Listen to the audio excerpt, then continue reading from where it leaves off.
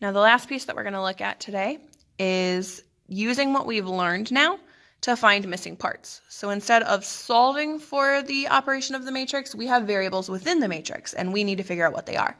But we know how to do these operations, so that's what's going to help us be able to know what's going on. So for each of these, I want us to essentially set up mini equations for ourselves. And we're going to be able to find those mini equations in looking at what we would be doing for these operations. So number 10, I see that I'm working with scalar multiplication because I've got that 2 on the outside. Now what I know that means is I would normally distribute to each of the pieces of my matrix. So I can do just that.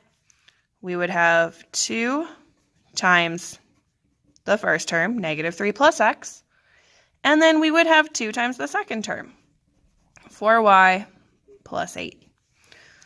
Only now, I know what each of those should give me because I know what my answer matrix is. I know that when I take 2 times this first piece, whatever it is, it's going to give me an answer of 14. Same thing on the bottom. 2 times that bottom piece is going to give me an answer of negative 30. Notice how now we have 2 mini equations that we can figure out how to solve. So we can solve them like we normally would algebraically.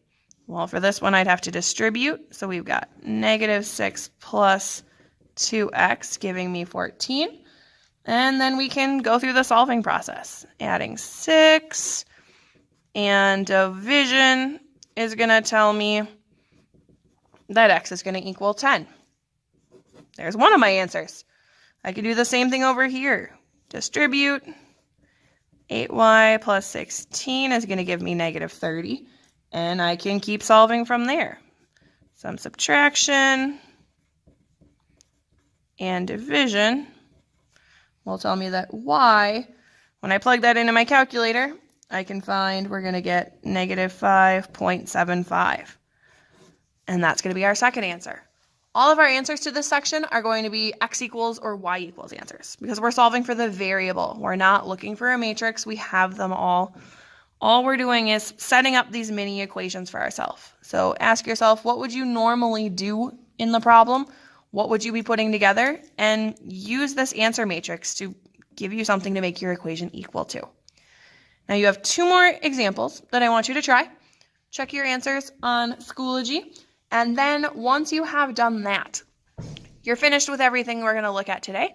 So check in your answer or your note sheet with the sub. Make sure they can see it's as completed as I've asked it to be up to this point. And then the rest of the hour is going to be yours to work on your homework. So finish these 2 examples, check it in with the sub, and get started with your homework.